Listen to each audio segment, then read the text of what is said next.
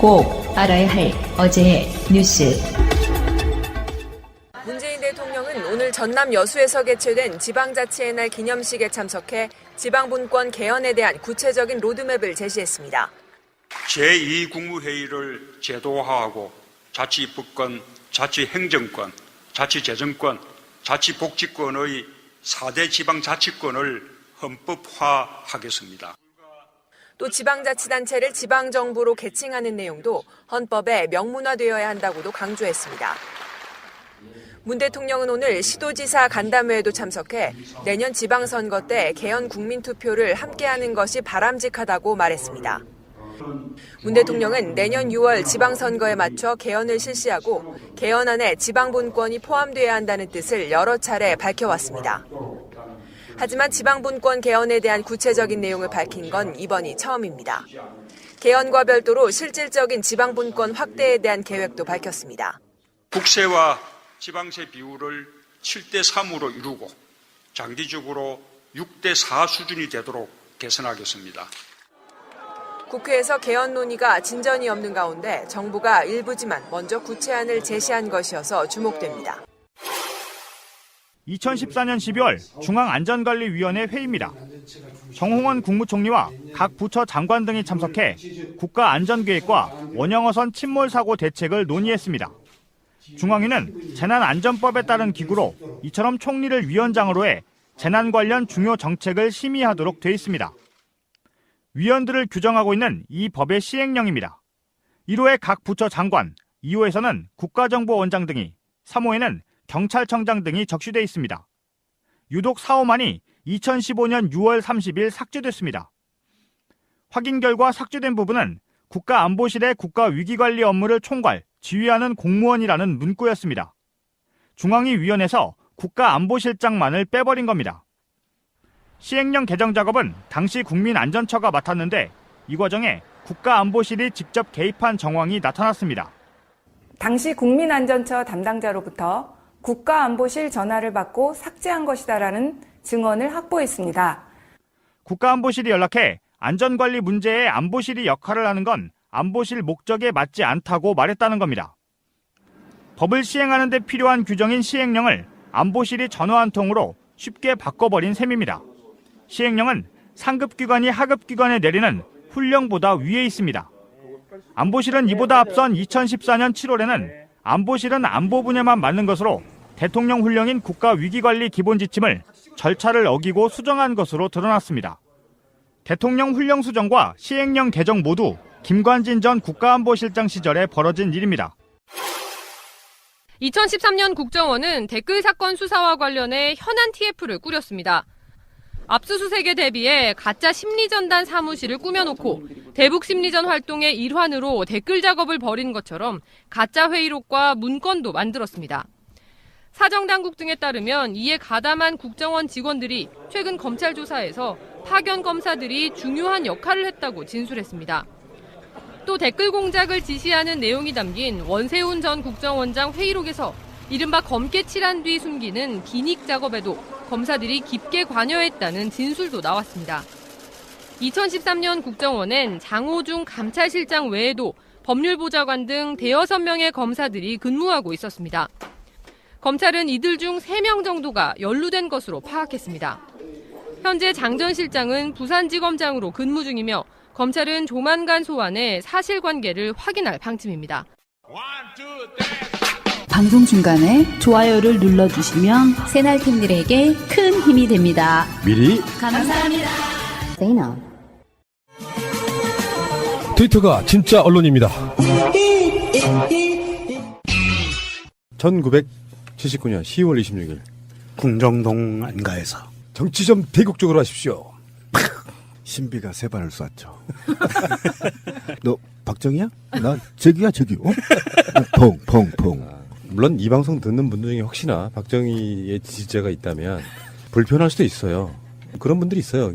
연세가 좀 있는 분들은 박정희가 경제성장을 시킨 그런 인물이라고 생각하는 분들도 있습니다.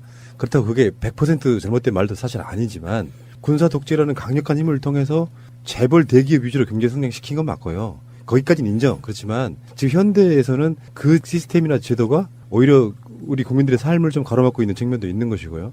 그건 뭐 공고화라고 표현하지만 아주 절대적인 공리라고 저는 생각하지는 않아요. 예를 들어서 한국적인 어떤 풍토 또는 한국적인 어떤 사람들의 그 수준이랄까요, 국민성이랄까요 보면 박정희만이 뭐 경제 성장을 이끌었을 거다 저는 그렇게 생각하지는 않거든요.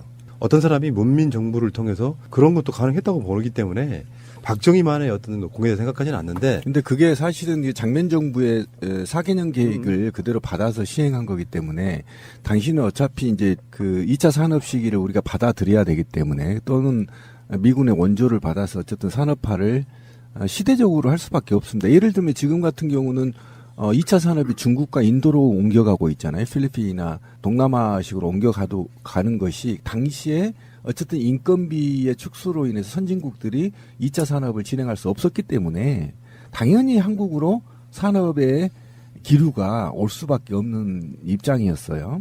그리고 미군이 어쨌든 한국을 발전시켜야 되는 시대적 사명을 갖고 있었기 때문에 또 미국 정책에 의해서도 발생이 된 거지 박정희가 특별한 경제적 무슨 마인드를 갖고 발전시킨 건 아니다. 이거는 2공화국의 내용을 아시는 분은 다 알아요. 예, 그 경제발전 계획을 박정희가 수립한 게 아니라는 거죠. 맞습니다. 예.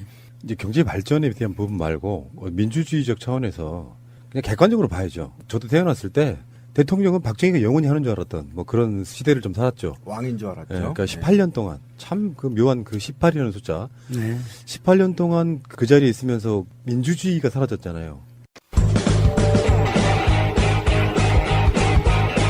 제도로서의 민주주의가 흔들리고 구타는 일은 이제 없습니다. 민주주의가 밥이고 밥이 민주주의가 되어야 합니다. 한국적 민주주의라고 인권 이상한 민주주의. 거를 들여왔었죠. 예, 그다음에 정상적인 경제적, 그러니까 지금의 제왕적인 재벌 구조가 박정희가 만든 거거든요.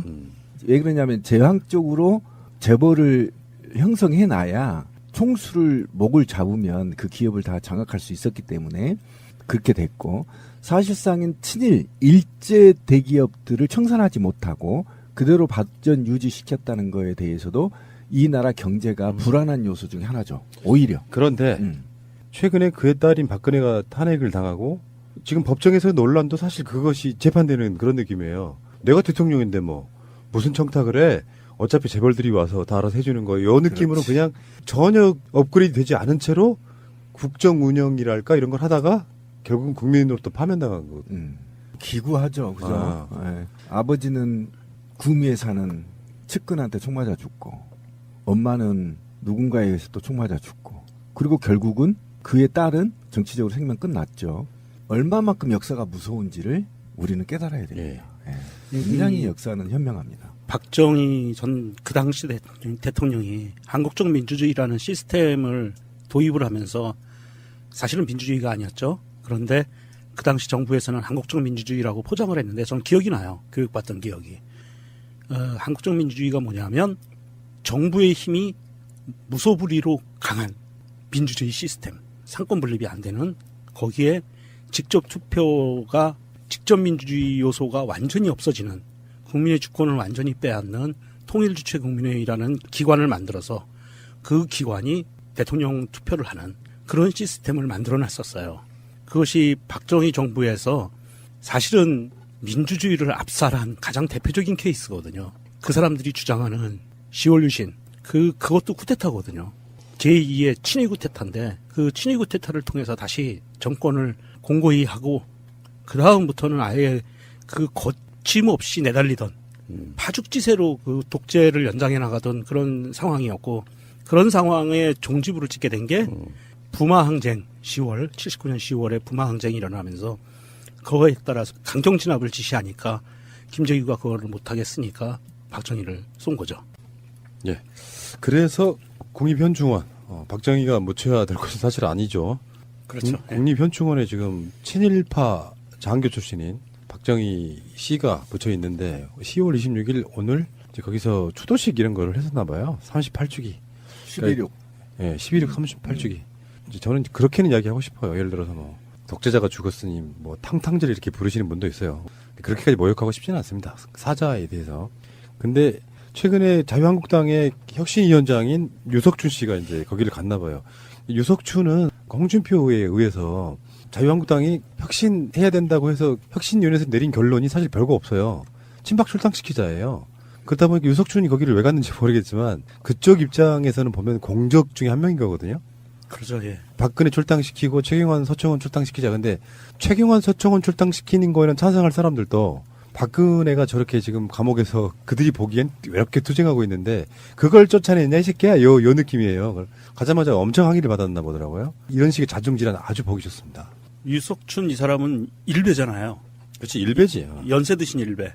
머리 하얀 일베신데 머리 하얀 일베가 국립연충원 가서 그렇게 욕먹고 쫓겨나는 이거 엊그저께 있었던 류여해 씨가 욕먹은 거하고 거의 뭐 마찬가지네요. 유여해는 알고 보면 친박인데. 둘 다 지금 어떻게 보면 같은 뿌리를 갖고 있는데도 불구하고 욕을 뒤지게 먹고 있죠. 태극기로 머리를 때리기도 했답니다. 네, 때리지 마세요 이랬어요. 그래서 저는 이거를 친박 유석춘 테러 사건이다 이렇게 규정을 했습니다. 그런데 저는 참 안타깝습니다. 유석춘이 왜 여기를 갔느냐, 11.6을 기념하러 갔느냐. 기념은 아니고 추모겠죠. 사람들은 추모. 저는 기념이라고 얘기를 하는 거예요. 우리 기념이고. 예, 기념일에 갔느냐라고 한다면, 그러니까 결국은 혁신이가 자유한국당 혁신이가 박근혜를 몰아내고 친박을 몰아낸다 하더라도 박정희의 정신을 잇겠다 이거를 의미하는 거잖아요. 사회적 의미가 그렇죠. 이겁니다. 예. 그러니까 박정희의 철학을 이어받은 자유한국당 내에 박근혜를 몰아내는 그의 딸 박근혜를 몰아내는 이거를 반대하는 친박단체가 유석춘에게 이제 테러를 가한 거거든요. 제 생각에는 유석춘이 가지 말았어야 할 곳을 간 거예요. 그러니까 자유한국당이 자체적으로 살아남기 위해서는 박정희와 박근혜의 그늘에서 벗어나야 되는데 그걸 벗어나자고 해서 모셔온 혁신위원장이 이 중요한 결정 시기에 친박들을 몰아내려고 하는 이 중요한 시기에 거기를 갔다는 것은 전 좋지 못한 행동이다. 그리고 오히려 친박들을 자극해서 분노하게 만드는 이런 사건이 아니었냐 이렇게 생각합니다. 10월 26일 우리 머릿속에 11.6 하면은 지워지지 않는 날짜 중에 하나죠. 그렇죠. 역사적으로 굉장히 중요한 사건 중에 하나였기 때문에 11.6 계속 기억하고 있습니다. 잠시 후에 다시 오겠습니다. 자, 지금 자유한국당이 국정감사를 보이콧하겠다 이렇게 나오고 있는 거거든요. 방송 나가는 시점에는 또 뭐 어떤 얘기가 나올지 모르겠지만 방송 나가는 날은 특별히 많은 게 바뀔 것 같지는 않습니다. 간단하게 MBC의 지금 박문진 이사에 관련한 일종의 어그로라고 저는 보는데 박문진의 지금 자리가 두 자리가 비었단 말이에요. 그렇죠. 그 자리가 기존에 있던 여당 새누리당 추천 몫이었다고 해요. 거기는 사실 정당 추천 몫이라는 게 정해져 있지는 않지만 지금까지 관행이었다고 하고. 관행이죠. 그래서 현재 여당인 쪽에서 추천을 올려놓은 거예요. 왜 우리 거를 네가 가져가 이렇게 된 거거든요, 지금. 정말 웃기는 게 이게 과거에는 박근혜 시절까지는 이게 여당 추천목, 야당 추천목, 국회 추천목 이런 식으로 있었거든요. 그래서 자기들이 여당일 때 추천했던 몫이라 지금 자기들이 또 해야 된다라고 하는데 지금 문재인 정부에서는 어떤 기조를 갖고 있냐면 우리 굳이 이걸 여당 몫이라고 하지 말자. 자, 방송이라는 부분은 권력과 밀착해서는 안 된다. 권력에 의해서 방송이 좌지우지돼서는 안 되기 때문에 방통위에서 자체적으로 지금 법적으로 아직 그 부분이 미비가 돼 있기 때문에 법적인 부분이 보완될 때까지는 방통위원장이 임명하는 거로 정책 기조로 가자라고 해서 굉장히 좀 공정하게 선택을 한 거거든요. 그럼에도 불구하고 얘네들은 정권을 놓친 지가 얼마나 오래됐는데 아직도 정부 여당 몫이라고 자기들 거라고 그러는 그러니까 이 사람들 정신 상태를 이해를 못하겠어요. 조국이 해방이 됐는데 아직도 친일파 행위를 하는 거예요. 친일 정부인 것처럼 착각을 그렇죠. 하고 있는 건데 그러니까 결국은 팩트가 이거 여당이 추천한 게 아니고 방통위에서 추천한 거기 때문에 여당이 추천한 게 아니다. 이게 팩트입니다. 맞습니다. 예. 그럼에도 불구하고 국정감사를 보이콧하는데 굉장히 이제 이게 사악한 놈들이라고 얘기할 수 있는 게 뭐냐면 자기가 이 정부 문재인 정부의 적폐 세력이라고 이미지를 더 씌우기 위한 위원회에는 참여를 해요. 그다음에 여기다 플러스 여당의 소속의 지자체장이 있는 지역을 국정감사 들어가서 온갖 음해와 모략을 퍼붓는 거죠. 자기들이 불리한 국정감사나 또는 그 위원회에는 참석하지 않고 보이콧을 하는 것처럼 하면서 결국은 이제 방문해서 지금 항의까지 한 거란 말이죠. 이 항의하면서 이것을 국민들한테 여론을 굴절시킨 게 야당 몫인데 여당 몫을 가져갔다. 그래서 국정감사를 보이콧했다. 이렇게 이제 이념을 만들어 나가고 있는데 실제로는 아마 자유한국당이 굉장히 무서워하고 있는 부분이 바로 언론의 정상화일 겁니다. 그죠? 그렇죠. 예. 언론이 지금 정상화돼 있지 않기 때문에 사실상은 지금 적폐에 대한 청산에 대한 국민적 보고가 미진하고 있거든요. 만약에 공중파가 지금 정상으로만 돌아간다면 나라가 지금 몇 번 뒤집고 엎었다 할 상황들이 터졌거든요. 근데 이걸 막기 위한 것이고 결국은 적폐 물타기에 수순에 들어갔다. 자유한국당은. 이렇게 그렇죠. 보시면 되는 거죠. 그러니까 지금 현재 3대 6이었던 것이 그렇죠. 고맙게도 2명이 퇴진해 줌으로써 이 두 자리를 사실상 여당 몫이라고 보면 5대 4가 되는 상태에서 네. 지금 상정되어 있는 안이 고용주, 박문진 이사장과 지금 현재는 그렇게 되는 거고요. 네. 다음에 이제 김장겸 MBC 사장이 퇴진하게 될 수 있는, 그러니까 박문진 자체가 이사회에서 결의하는 것이 박문진 이사장 임명권을 그렇죠. 갖고 있기 때문에. 그런데 일반 상업 방송들이야 지들이 어떤 꼼수를 써가면서 종편이든 뭐든 간에 방송하는 것까지야 그렇다 치더라도 공영방송만큼은 아직까지 얄박기를 해놓은 상태잖아요. 고대영이나 뭐 고용주, 김장겸 이런 사람들이 그렇죠. 이인호까지. 근데 여기에 이 사람들이 물러가게 되면 정상화의 시작이 돼버리면 오죽했으면 그랬잖아요. 지들끼리 그냥 한 얘기가 얼마 전에 나왔잖아. MBC를 뺏기면 자유한국당은 끝이라고 생각한다. 그렇죠. 네. 그걸 언론 장악이라고 얘기하고 있고요. 그래서 그 정우택 자유한국당 원내대표가 그 방통위원회에 방문해가지고 거의 행패 수준의 얘기를 하고 있더만요. 맞아요.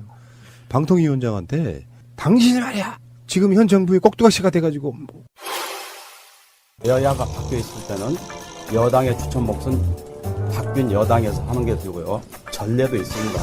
이명박 정부에서도 그렇게 했습니다. MB 때는 그렇게 안 몰아쳤어요. 이렇게 지저분하게 안 몰아쳤어요. 큰 소리, 저희가 말씀하셔도 제가 다 알아듣습니다. 왜 큰 소리 이렇게 치는 거예요? 잘 안 들릴까 봐 그래요. 박문진 이사를 잘라내는데 앞장서는 그런 모습을 보여서 되겠느냐. 그건 이제 우리가 항의하러 왔던 겁니다. 말씀에 그렇게 하시면 안 되고요. 제가 지금 야권에서 임명한 이사들을 잘라내는데 앞장섰다고 어떻게 그렇게 말씀을 하세요? 지금 그런 거 하고 있잖아요, 지금. 제가 뭘 그렇게 해요? 제가 앞잡이라니요. 말씀 그렇게 하시면 안 되고요. 제가 앞잡이 역할을 하고 있잖아. 공범이죠, 공범. 하고 있잖아. 공영방송 장악으로 이미 위원장께서 이미 이 정부의 꼭두각시로 행동을 하시고 그 진도를 나갔다고 저희들 규정할 수 있기 그렇게 저를 꼭두각시 이런 말씀하시는 것도 제가 몹시 듣기 거북하고요. 뭐가 거북해요 지금? 거북하죠. 뭐가 거북해요 지금? 국민들이 다 알고 있어. 그 방송 장악에 앞잡이 노릇하고 있는 거 다 아는데. 여기서 또 결과까지 기다리겠다 이렇게 얘기하시는 거는 엄청난 저에게 대한 압력이에요. 그러니까 조그마한 제가 충분히 알아들었습니다. 저희들은 여기서 기다릴 테니까 가서 회의를 하고 그 그러지 말고 보고 가겠습니다. 가겠습니다. 네, 받아주십시오. 그렇게 적반하장인 세력들은 저는 없다고 봐요. 그러니까 이미 정치 수준을 넘어서 깡패들이 떼거리로 몰려다니면서 욕하고 반말하고 자유한국당은 지금 거의 막장의 길을 가고 있거든요. A도 없고 나이도 없고 뭐 이게 위계도 없고 양심도 없고 반말에 뭐 손가락질하고 정말 이 국정감사장도 완전히 엉망으로 만들어버렸거든요. 그런데 이게 지금 그냥 보통 문제가 아니거든요. 그러니까 고용주나 그동안에 공영방송을 망가뜨렸던 당사자들을 교체하는 국민적 염원을 담아서 지금 이루어지는 사안인데 그러면 지금 한국당은 고용주 이사장이나 이대로 유임하고 싶어 하는 거 아닙니까? 그러면 지금 파업 사태나 온갖 지금 파장 사태를 해결할 수 있는 길이 유일하게 지금 박문진 이사 교체 이후에 어쨌든 의결해서 사장단들을 바꿔야 되는 거 아닙니까? 그러면 지금 이대로 MBC를 주저앉고 문제 해결을 안 하겠다는 것과 똑같은 얘기입니다, 지금. 그런데 여기에다 대고 삭대질하고 큰 소리 치고 방송 개판 만들자는 거죠. 그 이호성 방통위원장이 이제 뭐 굉장히 착하시더라고요. 저는 진짜 그 자리에 우리 최민희 의원은 안 치셔가지고 어차피 그 후보군 중에 한 명이었으니까 물론 지금 법적으로는 불가능하지만 정우택 같이 와서 행패 부리는 거예요. 사실 행패 부리는 거야. 칼만 안 들고 왔지 정말 강도짓 하는 거거든요. 그렇지.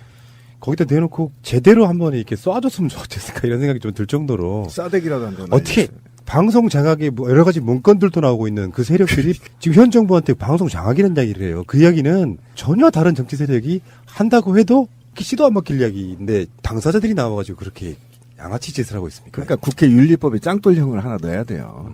정호택 지점처럼 입주댕이를 짱돌로 조사버려야지. 저건 사람의 탈을 쓰고는 저렇게 할 수 없는 겁니다. 정상적인 대한민국의 정상적인 정당이거나 정치인이라고 했을 때는 방통위에서 설령 본인의 생각하는 것처럼 마음에 들지 않는다. 방통위가 야당의 생각처럼 마음에 들지 않는다라고 했을 때는 거기서 팩트를 갖고 조목조목 따지거든지 국정감사에서 아니면 이것을 언론전을 펴야 된다라고 하면 대변인이 나와서 기자회견을 하는 방법을 택한다든지 뭔가 이런 최소한의 품위와 절차를 지켜줘야 되는데 이 사람들은 그런 것도 없어요.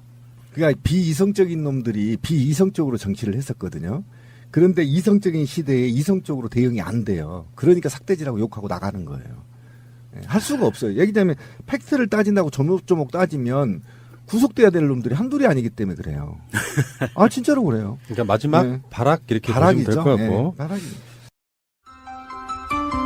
새가 날아든다는 여러분들의 하트를 먹고 삽니다. 잊지 않으셨죠? 에피소드 제목을 누르고 플레이가 되면 오른쪽 위에 하트를 꼭 눌러주세요. 오늘도 감사합니다. 더 많은 분들이 들을 수 있도록 하트 꼭 눌러주세요. 재밌는 얘기 하나만 해볼게요. 이거 그냥 웃자고 하는 거예요. 별건 없고. 왜냐하면 이 다음 문제가 심각하기 때문에 잠깐만 웃읍시다. 노회찬 의원이 문자를 보내요. 문자 보낸 당사자 이름이 박창규야. 카메라에 찍힌 거죠. 네. 네. 태블릿 PC 두 번째 발언 중심으로 첫 번째 발언 포함 보도자료 냅시다. 이렇게 이야기해요. 그러니까 박창규 씨가 예 지금 준비하고 있습니다. 이렇게 해요. 근데 그 박창규 씨라는 이름이 공교롭게도 JTBC 기자 이름이었던 거예요. 그러니까 아니 어떻게 국회의원이 어떤 방송사 기자랑 같이 지시를 낼 수가 있지 하고 이제 이게 들켰다. JTBC하고 노회찬 의원하고 이제 공모해가지고 뭔가를 하고 있다 했는데 알고 봤더니 박창규 씨가 노회찬 의원의 보좌관이었습니다.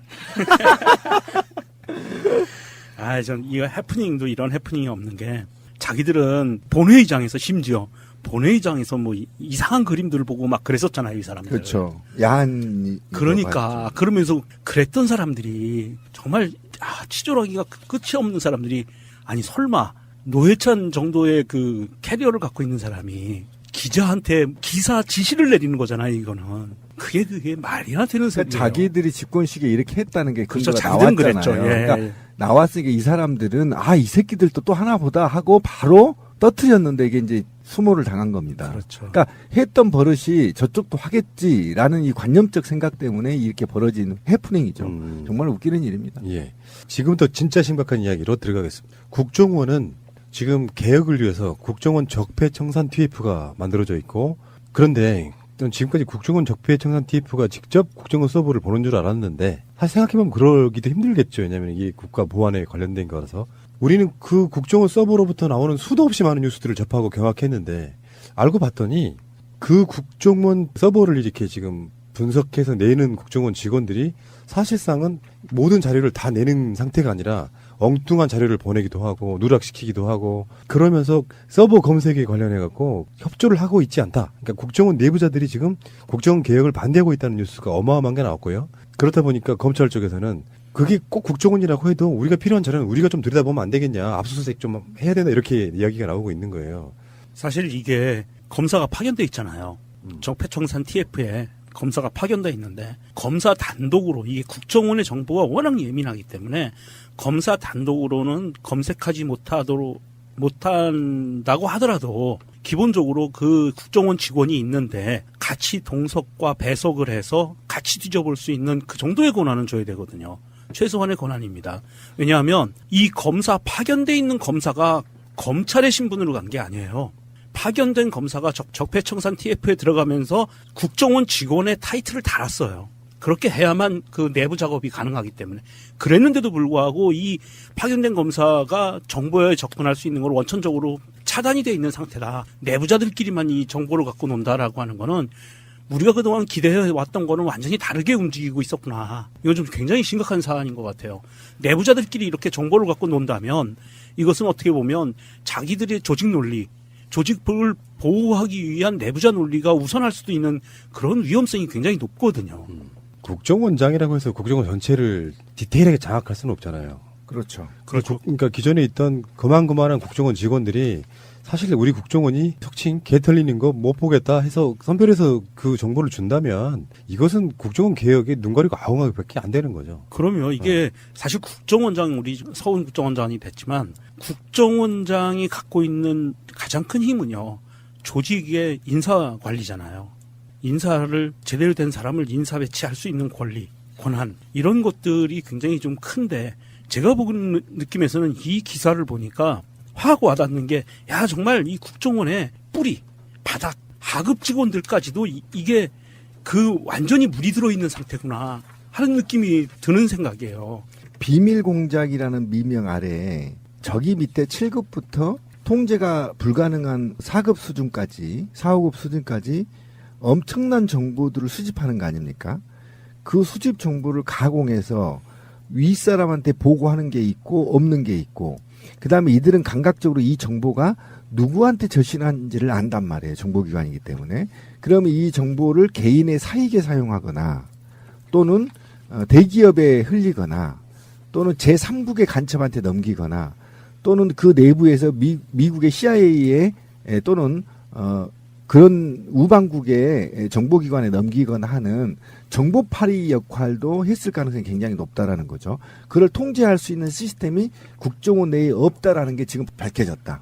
그리고 우리 방송에서 계속 얘기했지만 이 정보의 주인은 과연 누구인가. 그리고 정보의 주인이 어쨌든 국정원장을 통해서 청와대가 소비를 하는 것인지 또 청와대에서 소비하고 또 이외의 것에 수집된 정보들은 누가 소비하는 것인지 분명히 이번 참의 개혁 안에 들어가야 된다. 이게 이제 밝혀진 거죠. 이게 지금 어떤 식의 그 프로세스가 있냐면요.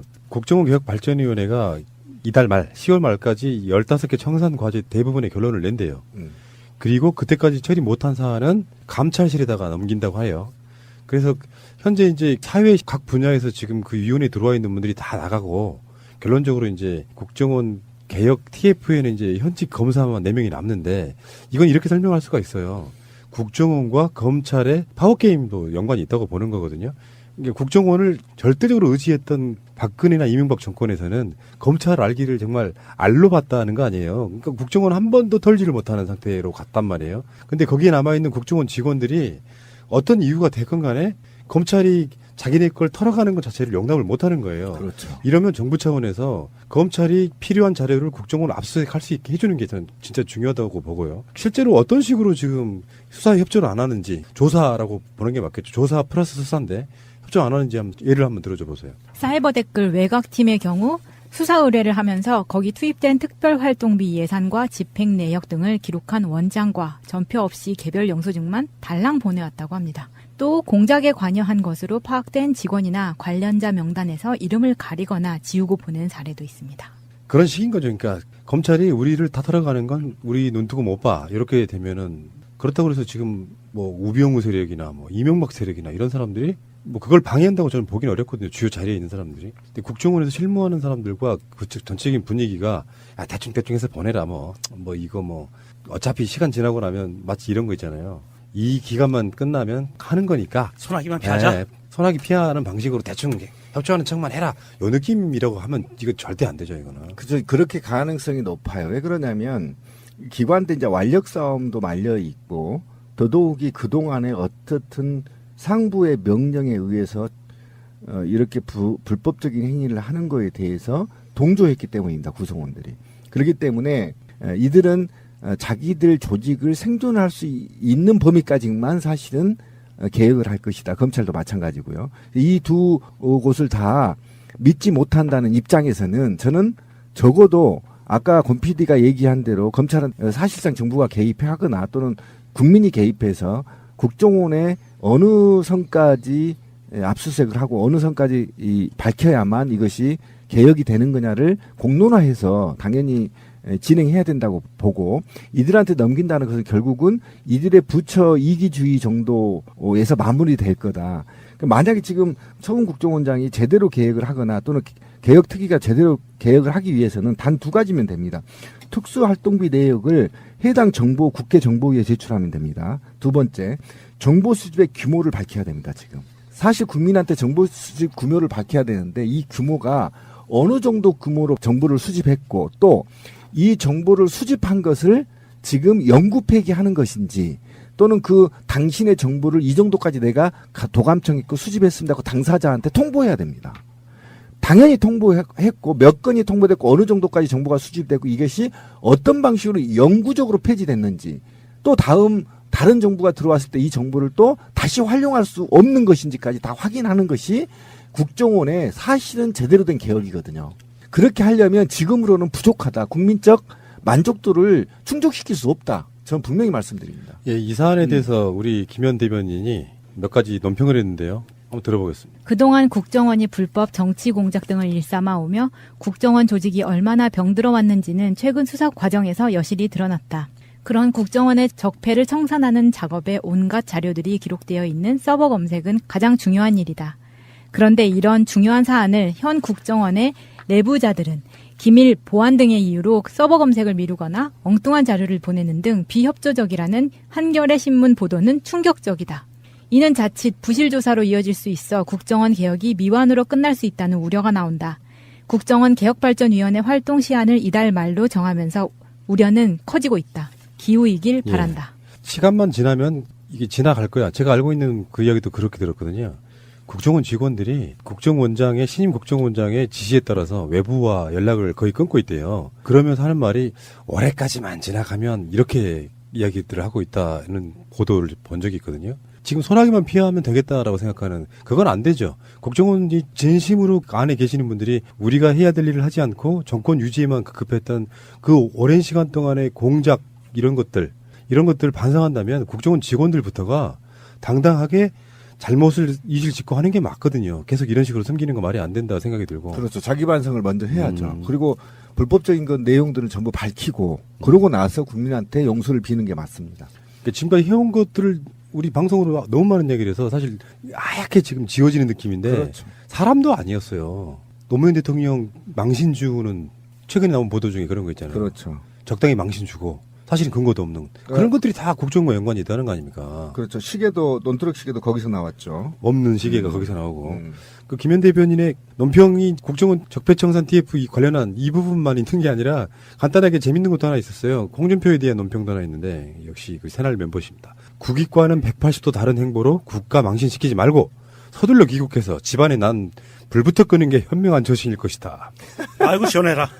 딱 맞는 말씀이네. 홍준표도 지금 들어오고 싶으면 미칠 거예요. 왜냐하면 서청원하고 최경환도요. 공관 국정감사하고 들어왔어요 지금. 이제 다시 전투태세가 좀 시작됐어. 홍준표도 빨리 들어와야 되고요. 이명박의 청와대가 댓글 공작의 컨트롤 타워를 운영했다. 이게 확인됐다는 것도 지금 서류로 나오고 있습니다. 저는 이걸 듣고 굉장히 충격을 사실은 그동안에 우리가 저도 얘기했지만 이거는 컨트롤 타워 그러니까 국정원, 군사이버사령부, 당 후보 캠프 그다음에 각종 기관, 검찰, 경찰 이것을 컨트롤하는 권력은 청와대밖에 없거든요.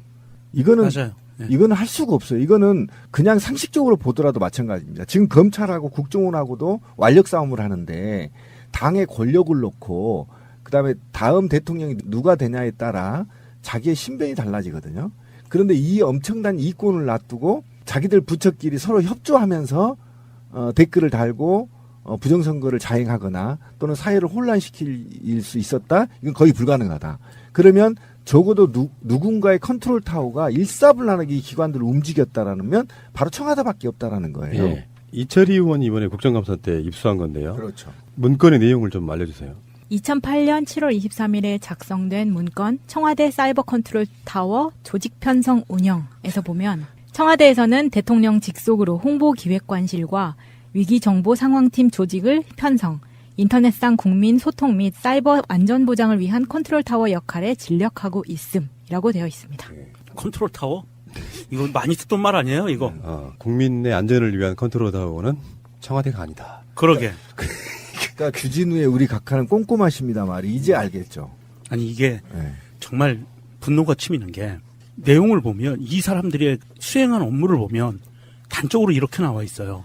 인터넷 공간 통제를 위한 컨트롤 타워 역할. 통제.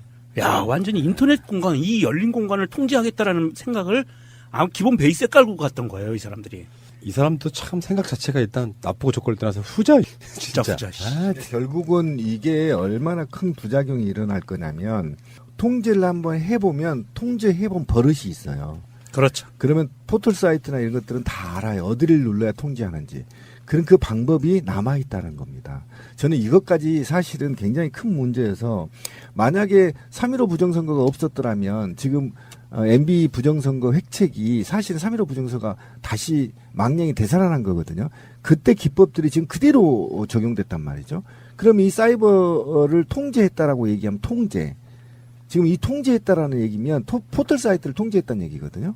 우리 뭐 이번에 밝혀졌잖아요. 네이버. 그렇죠. 네, 네이버. 그러면 기사. 이 방법을 알고 있는 거예요. 정치권이 이제. 그럼 누구도 코너에 몰리면 이 통제를 하려고 달려들 거란 말이에요. 그래서 굉장히 무서운 범죄다. 이게 간단하게 이 새끼가 범죄를 저질렀구나 그런 게 아니라 한국을 인터넷 언론을 통제할 수 있는 수단을 이미 만들어져 있다라는 게 굉장히 무서운 사회적 폭력이라는 겁니다. 저는 이런 얘기 하나 드리고 싶어요. 이 마인드는 뭐냐. 일단 첫 번째 그 시작이나 출발은 뭐냐면은 워낙에 자기네 진영, 흔히 말하는 보수라고 불리는 진영의 세가 약하잖아요. 일단 온라인상이. 역대적인 건 정설이잖아요. 지상파는 잡아놨는데 사이버는 통제가 안 돼. 여론이 안 만들어져. 이거는 이제 어떤 방식으로 따오는 거냐면 일반 사기업들도 무슨 물건이라든지 이런 것들에 대해서 가짜로 후기 달고 그러면서 이렇게 판매를 하잖아요. 네. 그런 방식을 차용했다고 보는데 그러니까 가짜 여론을 만들기 위해서 동원되는 것들이 수도 없이 많잖아요. 그중에 대표적인 게 이제 댓글 부대라고 하는 건데 그러면서 여론을 막 바꾸려고 하다 보니 국민 세금 들여가지고 공무원들이 국정원부터 시작해서 청와대까지 그 일사불란하게 국민 세금을 들여가지고 일방적으로 정권을 홍보하는 것이 끝났다면 그래도 그렇게 도덕적으로 저는 욕을 많이 먹을 것 같진 않아요. 근데 선거가 다가오고 그러면 선거를 이겨야 되기 때문에 야당 후보에 대한 음해 공작도 해야 되고 하다 보니 결국에 그 시작은 여론을 반전시켜가지고 이명박 대통령 잘하고 계심 이걸로 시작하다 보니 이게 좀 먹히거든요. 그 당시에 네이버에 가보면 추천 댓글 정말 희한하게도 나랑 생각이 완전히 다른 기사가 추천 댓글에서 그 기사를 옹호하는 댓글들이 막 일이 올라가고 그러면 그렇죠. 낙곰수에서도 그런 얘기 사실 했어요. 그 뭐 청와대 지하에 댓글 부대가 있다. 뭐 이런 이야기를 했던 적도 있는데 그렇죠. 실제로 그랬을 거 아니에요. 생각해 보면 시스템이라는 게 있으니까 이명박 입장에서는 뭔가 빨리 여론이 바뀌어야 돼. 뭐 하나 정치가 하나 내거나 뭔 사건이 나면 그런데 대규모로 해주는 건 국정원의 심리 전단이 하면 돼요. 진짜 중요한 사건 같은 경우는 국정원 입장에서는 흔히 말해서 시발단이라는 애들을 쭉 불러내면 돼. 근데 과정이 있잖아요. 시간이 걸리잖아. 그러면 급한 사안에 대해서는 청와대에 댓글 다는 놈들이 진짜 지하에 앉아가지고 수십 명 앉아가지고 직접 달고 직접 여론 작업을 하고 있는 거예요. 공무원은 그러면 안 되는 거잖아요. 다 나죠. 공무원들이잖아. 그게. 큰일 나죠. 그러니까 이게 지금 간단한 문제가 아니고 댓글 하나를 분석해 보면 이거예요. 일단 시발단이 행동대장이고요. 이 시발단은 국정원이 운영한 거 아닙니까? 그럼 여기는 발이에요. 발, 움직이는 발. 그러면 이들한테 몸과 머리를 제공해야 되거든요. 그러니까 머리를 제공해야 되는데 이 머리는 학계, 교수, 언론인들이 지금 밝혀진 거 아니에요. 변희재부터 시작해서 어쨌든 국정원이 집중 지원해서 요즘 그 누구죠? 그 농객, 보수 농객으로 유명한 전원책까지 지금 해서 총 10명이 지금 지원을 받으면서 이들이 이념을 만들어내고 이 이념을 바탕으로 댓글을 달고 상대를 공격하는 방식으로 지금 이루어졌단 말이에요. 그게 변희재부터는 쭉 있는 거 아닙니까? 그러니까 이들이 헤더가 됐고 그다음에 뭐 몸통은 국정원과 군이 됐고 그리고 발은 시발단이 된 거거든요. 그러니까 이게 종합적으로 굉장히 치밀하고 과학적으로 접근했다라는 거예요. 그러면 이 부처들이 예를 들면 포털 사이트를 통제하려면 국정원이 했겠어요? 예, 그 해당 부처가 했겠죠. 그러니까 공무원과 시발단, 교수, 언론인들이 하나처럼 마치 정말 긴밀하게 움직였다. 군 작전처럼. 이게 굉장히 좀 심각한 문제거든요. 근데 이게 지금 우리가 알기로는 기사를 띄엄띄엄 알고 있어서 붙여야 되는데 이걸 종합적으로 붙여보면 그렇다는 겁니다. 그래서 청와대가 컨트롤 타워였다. 부정선거의 주범이. 그럼 사회적 여론을 파괴하는 데 있어서 이들이 청와대가 직접 관여했다라는 게 지금 다 들통이 난 거거든요. 이게 사이버 심리전이잖아. 그렇죠. 웃긴 게 상상을 해보면 네이버에 무슨 기사에 잡혀 찍잖아요. 기사에 지금 여론이 밀리고 있다. 그러면 청와대에서 족정원 같은 데로 오다를 내려요. 청와대 직접 댓글 쓰던 놈들이 지원군이 왔구나. 지들끼리 아는 분위기 아니야 이게. 그렇지. 그 짓을 하고 있었어. 그렇게 해도 여론이 바뀌지 않으면 포털 사이트 전화해서 순서를 바꿔버리고. 그렇죠. 우리 저 문재인 당대표 시절에 그 대표의 행보에 대해서 스포츠란에 기사가 실렸어요. 네이버에서. 그런 상황들이 종종 벌어졌다는 거죠. 어떻게 정치인 기사가 스포츠란에 실릴 수가 있어요? 네이버에서는 그랬었어요. 대한민국 완전한 대한민국 문재인과 손잡고 다시 하는 우리 대한민국. 끊지 마세요. 끊지 마세요. 이명박 이야기를 하나만 더 하겠습니다. 자원외교에 문제가 하나 더 남았는데 자원외교의 실패라고 하면 안 돼요. 기사의 기본 시작이랄까 프레임이 잘못됐습니다. 이건 실패라고 볼 수가 없어요. 굳이 말하자면 의도적 실패라고 봐야겠죠. 이번에 최근에 국정감사에서 나온 것 중에 하나가 지금 더불어민주당 정재우 의원실에서 한 건데요. 예를 들어 이명박 때 3,300억 원이 세 군데에 북미 지역 가스전 가스에 쓰입니다. 박근혜 정권 때 자원외교의 실패에 대한 뭐 여러 가지 이야기가 나왔거든요. 작년에 한 곳을 매각했어요. 투자를 해봤지만 결국은 가스가 뭐 개발이 안 됐다거나 이런 식의 핑계를 대죠. 투자금 1,000여억 원 가운데 102억 남았다 이렇게 보시면 되겠죠. 그렇게 이제 쉴드를 치고 있는 거예요. 자원외교 조사를 하니까. 그런데 알고 봤더니 그것도 정산 과정에서 털어내서 사실 마이너스. 여기 세 군데 중에 한 군데인 이곳에 투자해서 1,000억 투자해가지고 건진 건 0원. 정반대로 말하면 마이너스 1,000억 원을 잃어버린 건데 이런 방식으로 지금 새나간 우리 세금이 대체 얼마냐는 것이 전 진짜 궁금해요. 저는 정말 웃긴 게 기업을 해봤던 사람의 입장에서 정말 웃긴 게 나는 이 숫자와 데이터를 보는 순간 기겁을 했어요. 있을 수 없는 일이 벌어진 거거든요. 왜냐하면 이건 사기업으로 보자고요. 사기업이 어느 회사를 하나 인수를 해서 기업을 확장을 했어요. 그런데 이 기업이 내 생각대로 기업 운영이 안 돼. 수익률이 안 나와. 그래서 매각을 통하던 뭔 행위를 해요. 그러면 자 여기서 손실을 보는 건 좋다 이겁니다. 그런데 손실을 본 결과가 0원이야. 이게 있을 수 있나요? 불가능한 일이거든요. 숫자가. 이 사건이라고 표현할까? 게이트라고 표현할까? 이명박 정부 때 지식경제부가 자원개발할게 라고 펀드를 모집해요. 그래서 모인 금액이 3,367억 원. 북미 캐나다나 미국 쪽에 있는 가스전을 3개를 사들여요. 사들여가지고 올해까지 수익률이 마이너스 96%야. 그러다가 손실이 너무 커지니까 개 털리고 파느니 좀이라도 남기자고 해서 팔았다는 거예요. 그래서 미국에 있는 텍사스주 가스전 트로이카2라고 하는 사업을 매각을 했는데 팔면요 1,000억 원 정도 들어간 것 중에 102억 원 정도 남아요. 팔면 그렇게 이야기를 했는데 알고 봤더니 그것마저도 사실은 0이더라. 이 방식으로 해먹었어 진짜. 그러니까 이게 우리가 그냥 뭐 이 저수지 게임에 나오는 거 그거는 접어놓고요. 우리가 상식적으로 보자고요. 상식적으로 기관 투자자, 정부가 투자한 모든 사업은요. 손실률을 계산을 하고 투자를 해요. 그래서 내가 이거를 투자를 해서 60%까지 손실을 보게 되면 턴다. 이런 그 프로그램이 돼 있습니다. 그래서 투자를 할 때 그냥 막 투자를 하는 게 아니에요. 그런데 저는 정말 기겁을 한 게 이거예요. 다 공제하고 나니까 0원 남았어. 이거 불가능한 숫자라는 거거든요. 어떻게 이게 나올 수가 없다는 거예요. 결국은 이게 이제 기획 정책, 그렇죠. 기획되지 않고는 불가능한 숫자가 나온 거예요. 어떻게 이 돈을 어디로 뺐는지가 이제 관건이고 이걸 이제 조사하겠다고 하는 거 아닙니까? 그런데 문제는 트로이카 2개 남은 거를 또 그럼 이제 뭐 매각 절차를 밟겠다라고 하는데 얘네들도 0원이 돼버릴 확률이 높잖아요. 그 아까 102억 원 남아라고 이야기했는데 털고 보니까 제로 광구 운영 채무. 광고 운영을 할 때 이제 이렇게 하청을 주는 회사한테 운영을 줬는데 돈 줘야 될 거 인건비 이게 이제 차익금이라고 하죠. 이게 채무입니다. 차익금. 뭐 임금 채무라든지 지급해야 될 채무인 거죠. 네. 채무 차익금을 털고 났더니 이 회사가 궁금하다 진짜. 검은머리 외국인 회사. 명박이 냄새가 또 심하게 나는데 나이도 이제 80 다 돼가는데 그 돈 갖다가 그 시영이한테 다 안겨준다고 해도 이게 뭘 의미가 있어 이게. 이 새끼 돈에 대한 그 집요한 집착은 내가 봤을 때 이건 병 수준이에요. 이건 치료해줘야 돼요. 그러니까 자원외교가 그때 이제 우리가 기억이 솔솔솔 나잖아요. 노무현 정부 때 러시아 가스관 한국에 북을 통해서 가져오는 사업 이것이 이제 우리 한국의 에너지의 뭐 30년 정책이라고 굉장히 좋은 정책이었었거든요. 근데 그거를 대통령이 되자마자 폐지해버리고 계약 폐지해버리고 러시아가 그때 얘기를 한 게 뭐냐면 이명박이 이렇게 얘기했어요. 북한에서 가스를 빼가면 어떡하냐.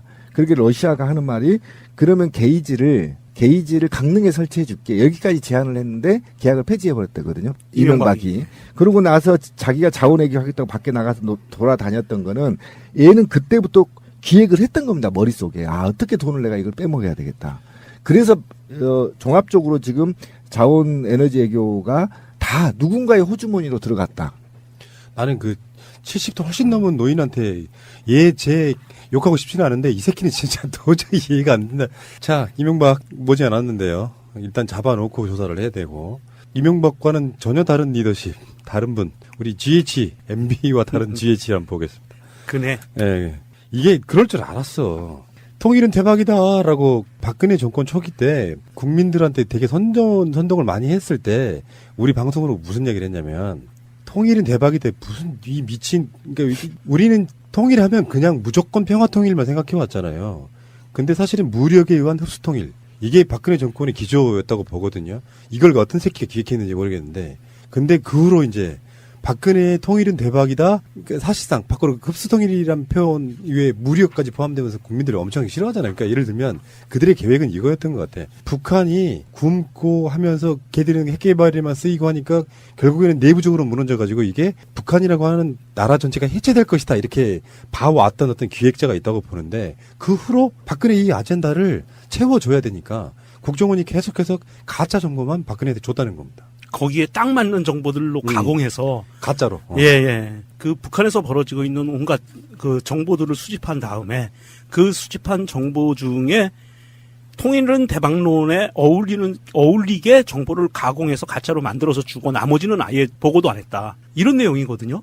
그러면 이런 내용이라고 하면 핵무기 개발하고 있고 대륙간 탄도미사일 개발하고 있던 거 국정원이 알고 있으면서도 보고 안 했다는 얘기예요. 이거 굉장히 심각한 얘기거든요. 그냥 손 놓고 있었다. 진짜 코미디는 그 북한의 장마당이라고 하는 공간에서 시장이죠. 예, 패싸움이 났대요. 그래서 이거를 체제에 불만을 가진 사람들이 집단 반발하고 있다. 그때 그랬었어요, 진짜. 아이고. 그리고 뭐 그 숙청도 안 됐는데 숙청했다고 거짓말 치고. 그다음에 그 아까 말씀하신 대로 그 새누리당 기본 정책이 무역 통일이에요. 이거의 소스가 이제 국정원에서 만들어졌다는 거고 그 소스를 만드는 건 누군가에 의해서 무력 통일을 원하는 국정원 내에 암약한 세력들이 만들어낸 정보를 갖고 새누리당이 사실은 무력 통일을 주장하고 있는 거고 그게 표면적으로 드러났던 게 박근혜 정부에서 드러난 거죠. 이거는 제가 볼 때 헛발질이라는 생각을 거의 국민들 다 했었잖아요, 그때. 그러니까 그죠? 사실 우리가 그때 방송했던 것도 보면은 우리가 국정원보다 훨씬 나아. 이게 국정원은 이런 식으로 개입하면 안 되는 거고 어떤 정보를 가졌을 때 감정을 싫지 않고 냉철하게 분석해서 줘야 국가가 제대로 돌아가는데 중요한 자료가 되는데 보십시오. 장성택이 숙청당했습니다. 그러면 장성택을 따르는 사람들에 의해서 김정은은 축출될 겁니다. 그러니까 북한은 스스로 붕괴가 되니까 이제 난민만 오면 우리가 그 땅을 주워 담으면 됩니다. 이런 방식으로. 그렇지. 위기의식. 그 말도 안 되는 고조. 논리를 펴낸 거고요. 장성택은 친중파였었잖아요. 친중파였었기 때문에 중국과의 그 아주 단단한 연결고리가 있었음에 또 장성택을 처형했다라고 하는 정보가 첩보가 들어왔다면 그것은 김정은이 자기 체제를 견고히 하기 위한 시도라고 이렇게 분석을 해야 상식이에요. 그런데 그걸 거꾸로 분석을 한 거예요. 그래서 박근혜한테 그걸 보고를 했는데 저는 이렇게 생각을 합니다. 이 부분에 대해서 이 북한 통일대박론은 북한을 끊어들이는 이슈는 그 새누리류의 박정희 때부터 갖고 오던 아주 오래된 고전적인 수법이거든요. 북한 이슈. 그것을 나는 이명박이 기획한 국정원의 정보들을 이명박이 컨트롤했던 정보들을 박근혜에다 덮어 씌웠다라는 저는 그렇게 봐요. 그러면서 박근혜도 이것을 적절히 이용해서 국민들로 하여금 안보 불안감을 갖게 만들면 어찌됐든 자기한테 불리한 여론은 형성이 좀 덜 될 거야라는 생각을 했을 거고 그거에 부합해서 정책을 펴나갔을 거라고 보고요. 이거의 아주 고전적인 원흉은 이명박이 아닌가 하는 저는 의심을 하고 있거든요. 그러니까 이게 뭐 여러 가지 흐름이 있겠지만 예를 들어서 북한이 아무리 폐쇄된 나라라고 해도 사실은 평양 같은 데는 외국인들이 우리 한국 사람만 빼고는 마음껏 드나든다는 거 아니에요? 네, 그렇습니다. 체제에 있어서 가지고 비밀은 없는 상태예요. 그러다가 이런 기조를 유지하다가 북한이 핵개발에다네? 그러면 이제 이거 어떻게 가냐면 국정원이나 통일부에서 어떻게 왜곡이 되냐면 그 핵개발의 소수 아니고요. 핵개발의 소스가 개성공단에서 만들어지는 그 돈으로 핵개발로 들어갔다 하니까 그게 또 이제 개성공단 폐쇄까지 가버리는. 그건 최순실이 폐쇄시켰잖아요. 그러니까 국정원은요. 저는 이렇게 봅니다. 지금 최근에 국정원 이야기가 아마 지분이 우리 방송 지분이 한 70%는 되는 것 같은데 국정원 하나가 사실은 나라를 망치는 경우도 꽤 있는 거거든요. 이놈들은 북한에 대한 정보를 가져오라고 하면 이렇게 왜곡. 북한 TV 보고 있어 그냥. 조선중앙 TV 보면서 거기 나오는 소스를 마치 대단한 첩보나 되는 것처럼 청와대 쪽으로 전달하고요. 나머지 다수 인원은 댓글 작업했다는 거 아니에요. 그러니까요.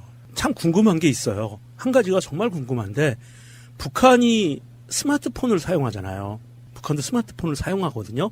그 북한 내에서 고유의 안드로이드 운영 체제를 이용해서 운영 체제를 만들어서 스마트폰을 씁니다. 많은 인민들이 쓰고 있어요. 특히 평양 지역 같은 경우는 굉장히 많아요. 보급률이.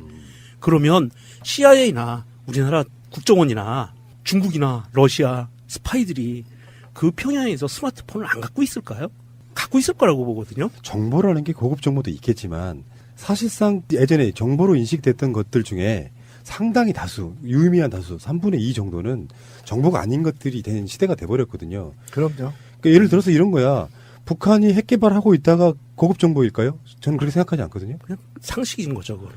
어디서 하냐가 고급 정보가 되려면 미국이나 또는 한국에서 거기를 폭격할 때만 의미가 있는 거야. 근데 세계적 글로벌 시대에는 핵 개발하고 있는 그 위치와 장소는 고급 정보가 아니야. 그렇죠. 이미 아니라고요. 그러니까 국정원이 할 수 있는 한계에 패러다임을 저는 4차 산업혁명 시대에 대비하려면 국정원이 가장 먼저 이런 식으로 탈바꿈해야 된다고 생각해요. 정보가 야당 모 문재인 당대표가 누구를 만났다가 정보가 될 수 없다고요. 실제로 필요한 정보는 전쟁할 거 아니면 진짜 필요한 정보는 산업정보 같은 거예요. 우리나라 거 밖으로 못 나가게 해줘. 그렇죠. 그런 짓거리 해야 되는데 앉아서 굳이 한다는 게 가짜 정보 만들어가지고 박근혜한테 보고하니까 박근혜 좋아가지고 통일. 그러니까 여기서 그런 게 있는 거잖아요. 대통령 정도 되면 정보가 들어오면 크로스로 체크할 수 있는 정보망을 갖고 있어야 되거든요. 그렇지. 그래서 그런 권한들을 준 거란 말이에요. 국정원이 지금 북한이 곧 붕괴되고 우리가 어쨌든 무력 통일할 수 있다라고 얘기를 한다면 그러면 군 사이버 사령부 가져와봐 정보. 그다음에 또 국제 무슨 뭐 가져와봐 정보. 가져와서 비교 분석해서 자기가 정책을 객관적으로 받아야 되는 한 곳에서만 받았다는 거고. 근데 국정원은 왜 그러면 정보를 이렇게 허위 사실을 날조해서 왜 수차례 박근혜한테 보고를 했느냐 이게 관건이잖아요. 제가 볼 땐요 박근혜가 초반에 북한하고 한반도 신뢰 프로세서 어쩌고저쩌고 해가지고 관계 개선을 중국과 북한을 좀 하려고 노력을 했었어요. 처음에. 맞아요. 그거를 못하게 막으려고 하는 암약한 세력들이 이거 정보를 계속 박근혜를 통해서 박근혜를 옥조인 게 아니냐. 저는 이거 의혹을 던져보는 것이고요.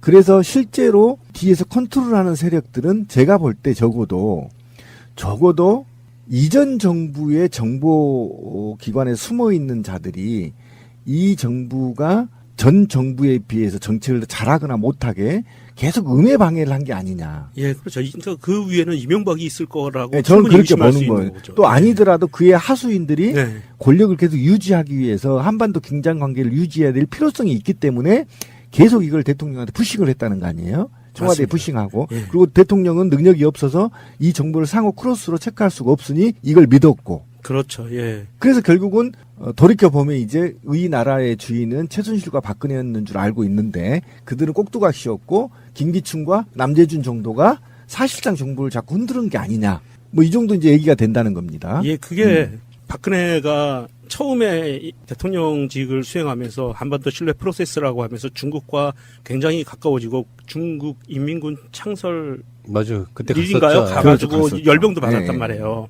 돌이켜보니까 이명박 더하기 미국 더하기 일본 쪽에 극우파들이 이 박근혜를 어벙한 박근혜를 구워 삶은 거 아니냐 정보를 갖고 그러면서 통일 대박론이 나오는 순간부터 국제역학관계에서 대한민국이라는 자리가 중국에 가까워졌다가 급격하게 미국과 일본으로 쏠리거든요. 그렇죠. 중국은 척을 지게 되고 저는 그런 면에서 보면 이거는 정말 오사카 출신의 그 출생지를 갖고 있는 사람이 굉장히 깊이 관련돼 있을 것 같다라는 그 의심을 계속 지울 수가 없는 거예요. 그 약간의 박근혜와 정윤회와의 집안 싸움과 이런 것들이 정보들이 핵심 정보들이 이들의 손에 들어갔고 이거를 미끼로 한반도 신뢰 프로세스의 정책을 차단하고 다시 미국과 일본의 삼작관계로 강화해버리는 방향으로 선회해버리는 방향을 틀어버리는 계기가 바로 이런 거였다는 거죠. 그러면서 그걸로 인해서 나타난 결과가 사실은 북한이 강경 노선을 갈 수밖에 없었고 그리고 대륙간 탄도미사일과 그 수소폭탄의 개발이라는 정점을 찍게 되는 이런 결과까지 그냥 쭉 오게 내버려둔 거죠. 그렇죠. 그래서 네. 이런 역사는 항상 반면고사로 삼아야 된다고 했잖아요. 예, 맞습니다. 예. 그런데 지금도 저는 인터넷상에서 이들이 암약하고 있다고 보는 겁니다. 저는 사실. 당연히 왜 그러냐면 문재인 정부가 지금은 이제 이들의 세력들이 드러나지 않지만 문재인 정부가 문재인 정부를 조금씩 흠집내기 위해서 진보 민주 세력들의 중앙에서 조금씩 이간질이 시작되고 있다, 움직임이. 왜 그러냐면 국정원 지금 보십시오. 이 정부가 촛불로 탄생된 정부임에도 불구하고 국정원이 아직도 정보를 제대로 검찰에 제공하지 않고 있잖아요. 그리고 검찰과 사법부는 아직도 판결을 우병우 라인에서 벗어나지 못하는 판결을 하고 있고, 이게 보이지 않는 틈새를 벌려 들어오면서 자꾸 이제 문재인 정부를 흠집을 내려고 하는 거거든요. 그거 봐라, 문재인도 어쩔 수 없다. 이제 이런 논리들이 이제 만들어지겠죠. 그러다 보면 이들이 원하는 그들이 심리전을 했던 것이 다시 또 부활되고 어느 순간에 가서는 뚝이 빵 터지는 이런 식의 공격이어서 지금도 사실은 우리가 굉장히 긴장하고 이 관계를 봐야 된다. 저는 이런 관점도 한번 보고 싶어요. 국가 지도자란 어떤 사람이어야 되는가를 보여주는 사건이기도 해요. 그저 의전만 대통령이라고 생각하는 한 사람이 있었어요. 그렇죠. 우리 그의 양이십니다. 그런 사람이 대통령 자리에 올라가서 최순실과 알콩달콩 재미삼아 뭔가 이렇게 의전 놀이하는, 물론 이렇게까지 하는 건 폄하일 수도 있다고 생각해요. 뭔가 나름대로 생각이 있었겠지. 근데 전체적으로 보면 그렇게밖에 안 보인다는 거고, 그 사이에 각종 이권을 가진 자들이 거기에 달라붙어가지고 특정한 장도 맡고 자리도 맡고 하는 과정 속에 지들은 지들 이권 챙겨 먹고 있으면서 국정원이들은 뭐 나오는 월급만 바라보고 뭔가를 하겠어요? 그럼. 거기서 오는 여러 가지 이권들이 있을 거예요. 단순하게 무슨 양우회, 양지회 이런 거 떠나가지고도 뇌물이 내면에 엄청날 거라고 생각이 같이 들어요. 먹는 거죠. 박근혜는 정권 유지를 위해서 우병우 같은 전문 그 칼제비 이런 애를 하나 데려다가 국정원과 직보받는 라인 하나 만들었잖아요. 그게 우병우의 뜻이든 박근혜의 뜻이었건. 그러면서 국정원장이라고 하는 자는 공식 라인에서 올라오는 것들은 다 사실상 가짜 뉴스에 가까운 것들을 박근혜에게 보고하고. 그렇지. 역시 우리 대통령님께서 생각하시는 게 맞는 것 같습니다. 지금 북한이 굉장히 위험해지고 있습니다. 한 2, 3년만 지나면 북한은 붕괴될 것 같은데 이렇게 계속 보고를 해대면 국정원이 하는 정보라고 하니 굉장히 믿을만하군. 아, 나는 역시 또 드라마나 봐야겠다. 잘 굴러가고 있구나. 진짜 중요한 건 일반 사회단체의 장들은요, 자기가 바라보는 시각에 대한 개념이 있어야 되고요. 방향성이 있어야 되고요. 들어오는 정보들을 취합해서 자기가 가치 판단을 내릴 수 있을 정도의 시각이 있지 않은 사람은 계속 측근들한테 휘둘릴 수밖에 없어요. 맞아요. 그 대표적인 것 중에 하나가 국정원이 어떻게 보면 남북 관계에 있어서만큼은 국정원의 농단 사건이라고 보는 게 맞겠죠. 물론 누군가의 이득을 위해서 어떻게 움직였는지는 차후의 문제인 것 같고요. 공교롭게도 국제관계, 아까 말씀드린 국제관계에 대한민국의 그 변화되는 위상과 그리고 정윤회가 내쳐지고 최순실이 막강한 권력을 잡게 되는 그런 타이밍과 대한민국이 망가질 대로 망가져가는 그런 타이밍들이 절묘하게 엮이면서 네. 이명박에 대한 자원외교에 대한 수사도 흐지부지 되는 요게 아주 절묘하게 타이밍이 맞아 들어가요. 그런 거를 보면 정말로 이거는 저 이명박이를 잡을 때까지는 끝난 게 아니다. 맞습니다. 예. 자, 통일은 대박 맞죠? 사실은. 그렇죠. 그런 식으로만 들어오지 않았다면 통일은 대통령이 어떻게 대박이라는 천박한 표현을 쓰느냐고 이야기했지만 그렇죠. 평화적으로 교류하고 통일을 언젠가 이루어낸다면 그것은 한민족에게는 정말 대박인 사건이라고 그렇죠. 봅니다. 예. 권력으로 전직 대통령을 죽음으로 몰아넣고 그로도 모자라 선거에 이기려고 국가기밀문서를 뜯어서 읊어대고 국정원을 동원해 댓글 달아 종북몰이 해대다가 아무 말 없이 언론에 흘리고 불쑥 나타나시니 진정 대인배의 풍모를 뵙는 것 같습니다. 혹시 내년 총선에는 노무현 타령, 종북 타령 좀 안 하시려나 기대가 생기기도 하지만 뭐가 뭐를 끊겠나 싶기도 하고 본인도 그간의 사건들에 대해 처벌받은 일도 없고 반성한 일도 없으시니 그저 헛꿈이 아닌가 싶습니다. 오해하지 마십시오. 사과, 반성 그런 거 필요 없습니다. 제발 나라 생각 좀 하십시오. 국가의 최고 기밀인 정상회의록까지 선거용으로 뜯어뿌리고 국가 권력 자원을 총동원해 소수파를 말살시키고 사회를 끊임없이 지역과 이념으로 갈라세우면서 권력만 움켜쥐고 사익만 채우려 하면 이 엄중한 시기에 강대국 사이에 둘러싸인 한국의 미래는 어떻게 하시려고 그럽니까? 국채를 좀 소중히 여겨주십시오. 중국 30년 만에 저렇게 올라왔습니다. 한국 30년 만에 침몰하지 말라는 법 있습니까? 힘있고 돈 있는 집이야 갑질하기에 더 좋을 수도 있겠지요. 나중에 힘없고 약한 백성들이 흘릴 피눈물을 어찌하시려고 국가의 기본 질서를 흔드십니까? 정치 제발 좀 대국적으로 하십시오. 그렇다고 그게 100% 잘못된 말도 사실 아니지만 군사 독재라는 강력한 힘을 통해서 재벌 대기업 위주로 경제 성장시킨 건 맞고요. 거기까지는 인정. 그렇지만 지금 현대에서는 그 시스템이나 제도가 오히려 우리 국민들의 삶을 좀 가로막고 있는 측면도 있는 것이고요. 그건 뭐 공고화라고 표현하지만 아주 절대적인 공리라고 저는 생각하지는 않아요. 예를 들어서 한국적인 어떤 풍토 또는 한국적인 어떤 사람들의 그 수준이랄까요, 국민성이랄까요 보면 박정희만이 뭐 경제 성장을 이끌었을 거다 저는 그렇게 생각하지는 않거든요.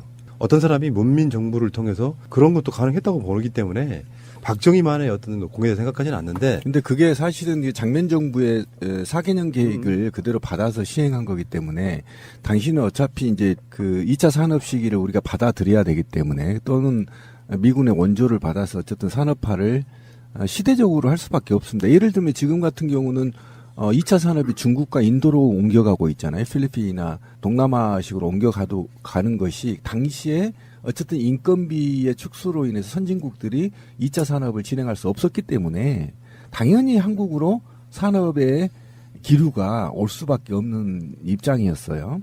그리고 미군이 어쨌든 한국을 발전시켜야 되는 시대적 사명을 갖고 있었기 때문에 또 미국 정책에 의해서도 발생이 된 거지 박정희가 특별한 경제적 무슨 마인드를 갖고 발전시킨 건 아니다. 이거는 이공화국의 내용을 아시는 분은 다 알아요. 네, 그 경제발전 계획을 박정희가 수립한 게 아니라는 거죠. 맞습니다. 예. 이제 경제 발전에 대한 부분 말고 민주주의적 차원에서 그냥 객관적으로 봐야죠. 저도 태어났을 때 대통령은 박정희가 영원히 하는 줄 알았던 뭐 그런 시대를 좀 살았죠. 왕인 줄 알았죠. 네, 그러니까 18년 동안 참 그 묘한 그 18이라는 숫자. 네. 18년 동안 그 자리에 있으면서 민주주의가 사라졌잖아요. 제도로서의 민주주의가 흔들리고 구타는 일은 이제 없습니다. 민주주의가 밥이고 밥이 민주주의가 되어야 합니다. 한국적 민주주의라고 인권 이상한 거를 들여왔었죠. 예, 그다음에 정상적인 경제적, 그러니까 지금의 제왕적인 재벌 구조가 박정희가 만든 거거든요. 왜 그러냐면 제왕적으로 재벌을 형성해 놔야 총수를 목을 잡으면 그 기업을 다 장악할 수 있었기 때문에 그렇게 됐고, 사실상은 친일 일제 대기업들을 청산하지 못하고 그대로 발전 유지시켰다는 거에 대해서도 이 나라 경제가 불안한 요소 중에 하나죠. 오히려. 그런데 최근에 그의 딸인 박근혜가 탄핵을 당하고 지금 법정에서 논란도 사실 그것이 재판되는 그런 느낌이에요. 내가 대통령인데 뭐 무슨 청탁을 해. 어차피 재벌들이 와서 다 알아서 해주는 거예요. 이 느낌으로 그냥 전혀 업그레이드 되지 않은 채로 국정 운영이랄까 이런 걸 하다가 결국은 국민으로부터 파면당한 거.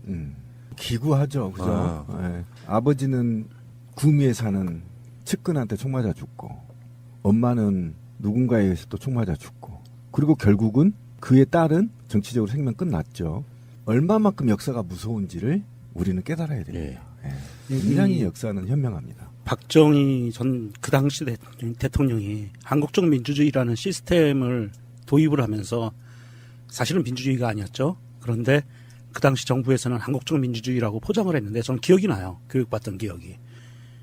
한국적 민주주의가 뭐냐면 정부의 힘이 무소불위로 강한 민주주의 시스템, 상권 분립이 안 되는, 거기에 직접 투표가 직접 민주주의 요소가 완전히 없어지는, 국민의 주권을 완전히 빼앗는 통일주체국민회의라는 기관을 만들어서 그 기관이 대통령 투표를 하는 그런 시스템을 만들어놨었어요.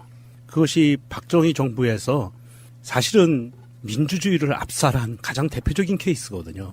그 사람들이 주장하는 10월 유신, 그것도 쿠데타거든요.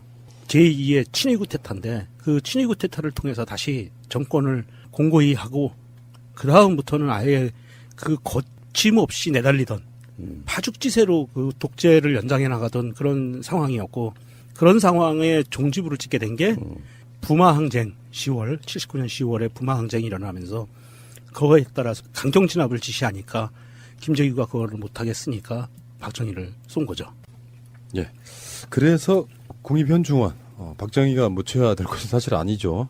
그렇죠. 국립현충원에 지금 친일파 장교 출신인 박정희 있는 게 뭐냐면 자기가 이 정부 문재인 정부의 적폐 세력이라고 이미지를 덧씌우기 위한 위원회에는 참여를 해요. 그다음에 여기다 플러스 여당의 소속의 지자체장이 있는 지역을 국정감사 들어가서 온갖 음해와 모략을 퍼붓는 거죠.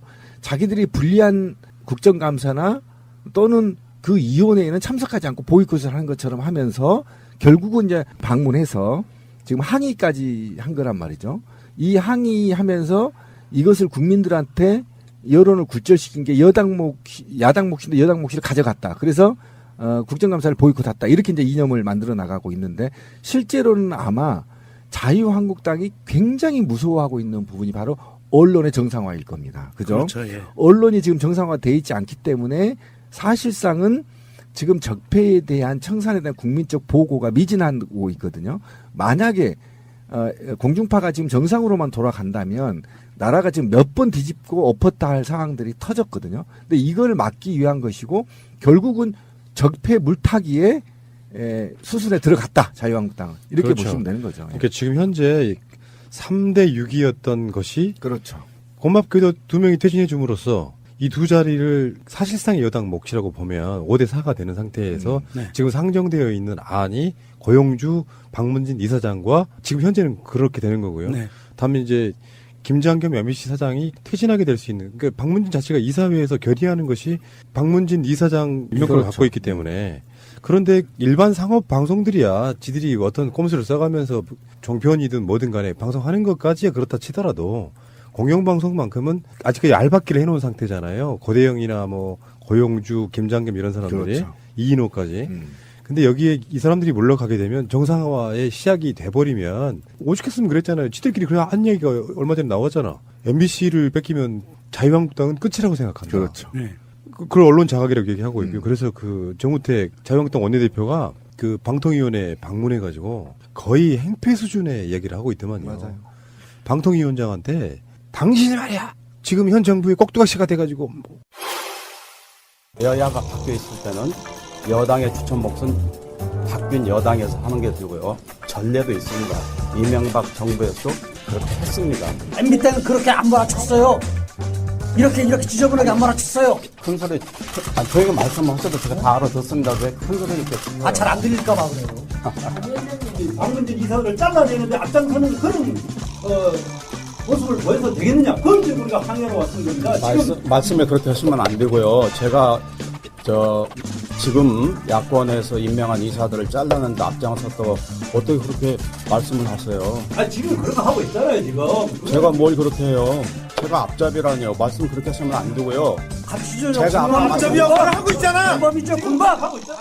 공영방송 장악으로 이미 위원장께서 이미 이 정부의 꼭두각시로 행동을 하시고 그 진도를 나갔다고 저희들 규정할 수밖에 그렇게 없기 저를 때문에 꼭두각시 이런 말씀하시는 것도 제가 몹시 듣기 거북하고요. 뭐가 거북해요 지금? 거북하죠. 뭐가 거북해요 지금? 국민들이 다 알고 있어. 그 방송 장악에 앞잡이 하고 있는 거 다 아는데.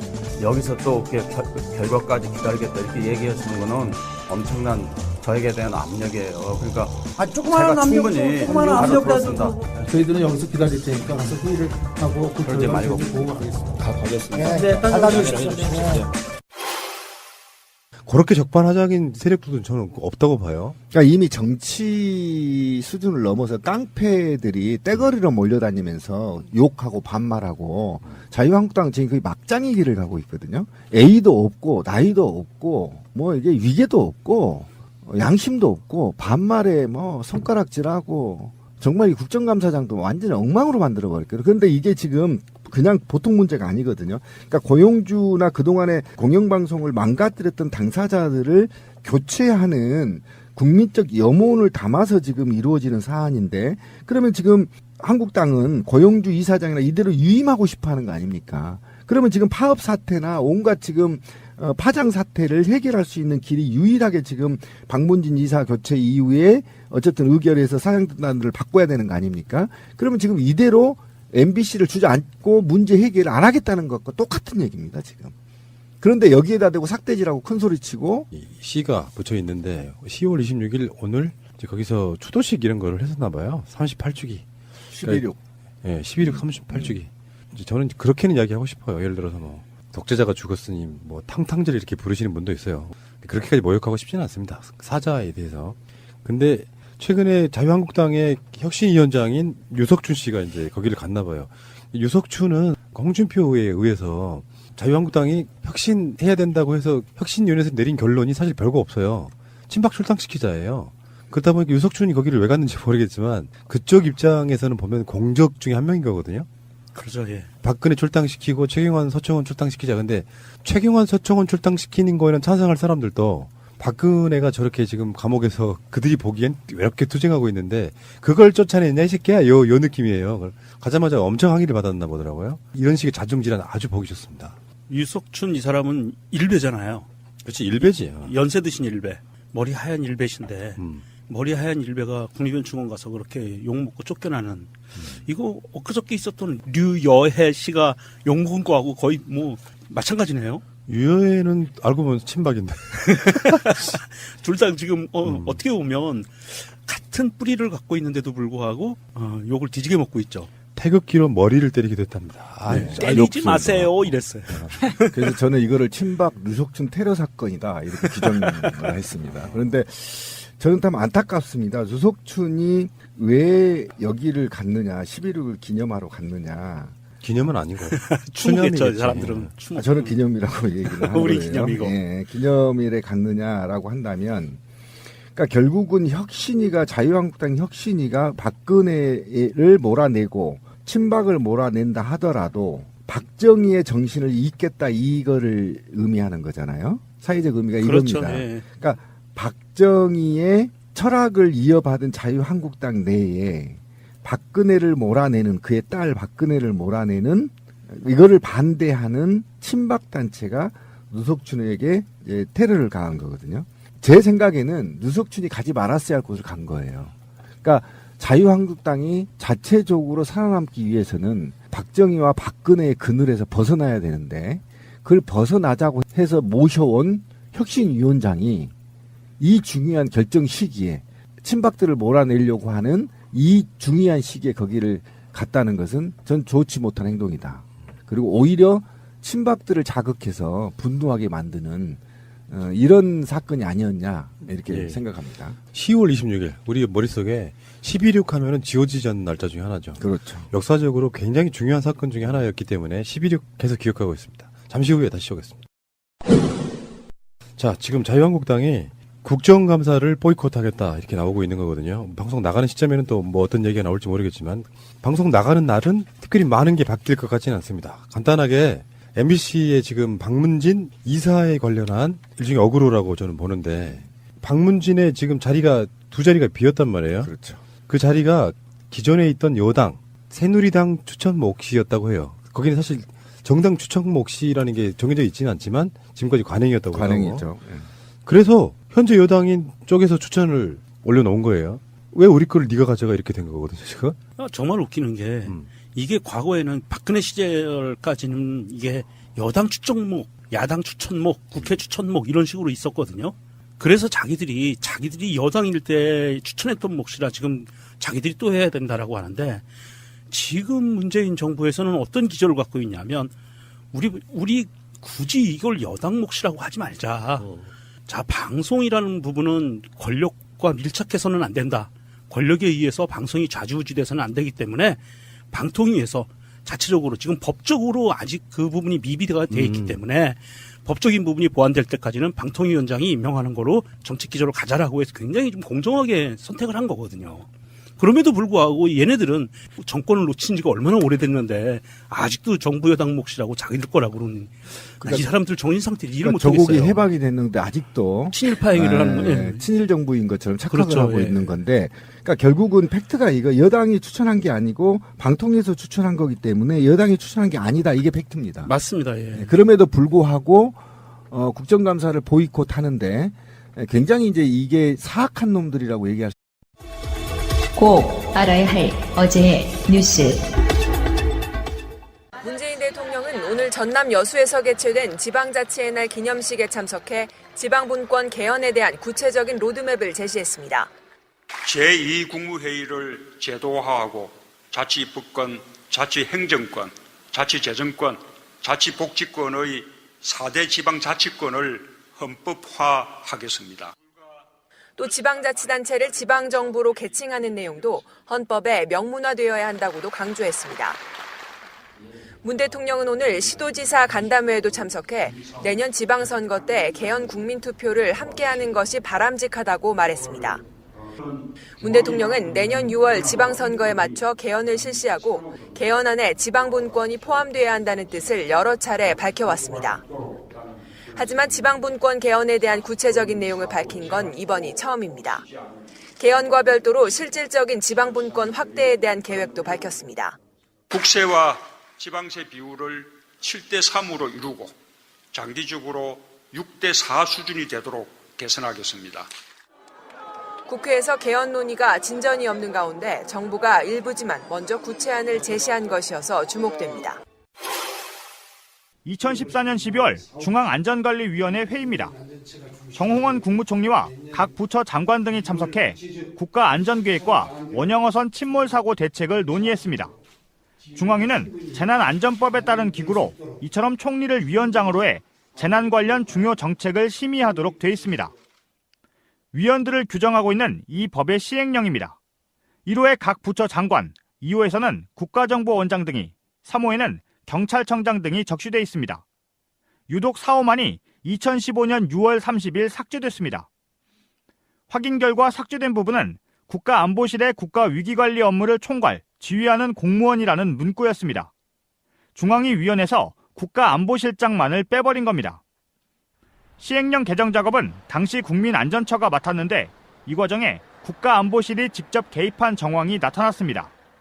당시 국민안전처 담당자로부터 국가안보실 전화를 받고 삭제한 것이다라는 증언을 확보했습니다. 국가안보실이 연락해 안전관리 문제에 안보실이 역할을 하는 건 안보실 목적에 맞지 않다고 말했다는 겁니다. 법을 시행하는 데 필요한 규정인 시행령을 안보실이 전화 한 통으로 쉽게 바꿔버린 셈입니다. 시행령은 상급기관이 하급기관에 내리는 훈령보다 위에 있습니다. 안보실은 이보다 앞선 2014년 7월에는 안보실은 안보 분야만 맡는 것으로 대통령 훈령인 국가위기관리 기본지침을 절차를 어기고 수정한 것으로 드러났습니다. 대통령 훈령 수정과 시행령 개정 모두 김관진 전 국가안보실장 시절에 벌어진 일입니다. 2013년 국정원은 댓글 사건 수사와 관련해 현안 TF를 꾸렸습니다. 압수수색에 대비해 가짜 심리전단 사무실을 꾸며놓고 대북 심리전 활동의 일환으로 댓글 작업을 벌인 것처럼 가짜 회의록과 문건도 만들었습니다. 사정당국 등에 따르면 이에 가담한 국정원 직원들이 최근 검찰 조사에서 파견 검사들이 중요한 역할을 했다고 진술했습니다. 또 댓글 공작을 지시하는 내용이 담긴 원세훈 전 국정원장 회의록에서 이른바 검게 칠한 뒤 숨기는 기닉 작업에도 검사들이 깊게 관여했다는 진술도 나왔습니다. 2013년 국정원엔 장호중 감찰실장 외에도 법률보좌관 등 대여섯 명의 검사들이 근무하고 있었습니다. 검찰은 이들 중 3명 정도가 연루된 것으로 파악했습니다. 현재 장 전 실장은 부산지검장으로 근무 중이며 검찰은 조만간 소환해 사실관계를 확인할 방침입니다. 방송 중간에 좋아요를 눌러주시면 새날팀들에게 큰 힘이 됩니다. 미리 감사합니다. 세이나. 트위터가 진짜 언론입니다. 1979년 10월 26일 궁정동 안가에서 정치 좀 대국적으로 하십시오. 신비가 세 발을 쐈죠. 너 박정희야? 나 저기야 저기. 퐁퐁퐁. 물론 이 방송 듣는 분들 중에 혹시나 박정희의 지지자가 있다면 불편할 수도 있어요. 그런 분들이 있어요. 그러니까 연세가 좀 있는 분들은 박정희가 경제 성장을 시킨 그런 인물이라고 생각하는 분들도 있습니다. 방송 개판 만들자는 거죠. 이호성 방송위원장이 이제 뭐 굉장히 착하시더라고요. 저는 진짜 그 자리에 우리 최민희 의원은 안 치셔가지고 어차피 그 후보군 중에 한 명이었으니까 물론 지금 법적으로는 불가능하지만 정우택 같이 와서 행패 부리는 거예요. 사실은 행패 부리는 거야. 칼만 안 들고 왔지 정말 강도짓 하는 거거든요. 그렇지. 거기다 대놓고 제대로 한번 이렇게 쏴줬으면 좋겠을까 이런 생각이 좀 들 정도로. 싸대기라도 한번. 어떻게 방송 장악에 뭐 여러 가지 문건들도 나오고 있는 그 세력들이 지금 현 정부한테 방송 장악이라는 이야기를 해요. 그 이야기는 전혀 다른 정치 세력이 한다고 해도 시도 안 먹힐 이야기인데 당사자들이 나와가지고 그렇게 양아치 짓을 하고 있습니까? 그러니까 국회 윤리법에 짱돌형을 하나 넣어야 돼요. 정우택 지금처럼 입주댕이를 짱돌로 조사버려야지. 저건 사람의 탈을 쓰고는 저렇게 할 수 없는 겁니다. 정상적인 대한민국의 정상적인 정당이거나 정치인이라고 했을 때는 방통위에서 설령 본인의 생각하는 것처럼 마음에 들지 않는다. 방통위가 야당의 생각처럼 마음에 들지 않는다라고 했을 때는 거기서 팩트를 갖고 조목조목 따지거든지 국정감사에서 아니면 이것을 언론전을 펴야 된다라고 하면 대변인이 나와서 기자회견을 하는 방법을 택한다든지 뭔가 이런 최소한의 품위와 절차를 지켜줘야 되는데 이 사람들은 그런 것도 없어요. 그러니까 비이성적인 놈들이 비이성적으로 정치를 했었거든요. 그런데 이성적인 시대에 이성적으로 대응이 안 돼요. 그러니까 삭대질하고 욕하고 나가는 거예요. 할 수가 없어요. 얘기하자면 팩트를 따진다고 조목조목 따지면 구속돼야 될 놈들이 한둘이 아니기 때문에 그래요. 아 진짜로 그래요. 그러니까 마지막 네. 발악 이렇게 발악이죠. 될 것 같고. 네, 발악이. 새가 날아든다는 여러분들의 하트를 먹고 삽니다. 잊지 않으셨죠? 에피소드 제목을 누르고 플레이가 되면 오른쪽 위에 하트를 꾹 눌러주세요. 오늘도 감사합니다. 더 많은 분들이 들을 수 있도록 하트 꼭 눌러주세요. 재밌는 얘기 하나만 해볼게요. 이거 그냥 웃자고 하는 거예요. 별건 없고. 왜냐하면 이 다음부터가 심각하기 때문에 잠깐만 웃읍시다. 노회찬 의원이 문자를 보내요. 문자 보낸 당사자 이름이 박창규야. 그 카메라에 찍힌 거죠. 네. 네. 태블릿 PC 두 번째 발언 중심으로 첫 번째 발언 포함 보도자료 냅시다. 이렇게 이야기해요. 그러니까 박창규 씨가 예 지금 준비하고 있습니다. 이렇게 해요. 근데 그 박창규 씨라는 이름이 공교롭게도 JTBC 기자 이름이었던 거예요. 그러니까 아니 어떻게 국회의원이 어떤 방송사 기자랑 같이 지시를 낼 수가 있지 하고 이제 이게 들켰다. JTBC하고 노회찬 의원하고 이제 공모해가지고 뭔가를 하고 있다 했는데 알고 봤더니 박창규 씨가 노회찬 의원의 보좌관이었습니다. 전 이 해프닝도 이런 해프닝이 없는 게 자기들은 본회의장에서 심지어 본회의장에서 뭐 이상한 그림들을 보고 막 그랬었잖아요, 이 사람들. 그렇죠. 야한. 그러니까 그러면서 그랬던 사람들이 정말 치졸하기가 끝이 없는 사람들이 아니 설마 노회찬 정도의 그 캐리어를 갖고 있는 사람이 기자한테 기사 지시를 내리는 거잖아요, 이거는. 그게 말이나 되는 소리예요. 그러니까 자기들이 집권 시기에 이렇게 했다는 게 그렇죠. 근거가 자기들은 나왔잖아요. 그랬죠. 예. 그러니까 나왔으니까 이 사람들은 이 새끼들도 또 하나 보다 하고 바로 떠트렸는데 이게 이제 수모를 당한 겁니다. 그렇죠. 그러니까 했던 버릇이 저쪽도 하겠지라는 이 관념적 생각 때문에 이렇게 벌어진 해프닝이죠. 정말 웃기는 일입니다. 예. 지금부터 진짜 심각한 이야기로 들어가겠습니다. 국정원은 지금 개혁을 위해서 국정원 적폐청산 TF가 만들어져 있고 그런데 지금까지 국정원 적폐청산 TF가 직접 국정원 서버를 보는 줄 알았는데 사실 생각해보면 그러기도 힘들겠죠. 왜냐하면 이게 국가 보안에 관련된 거라서.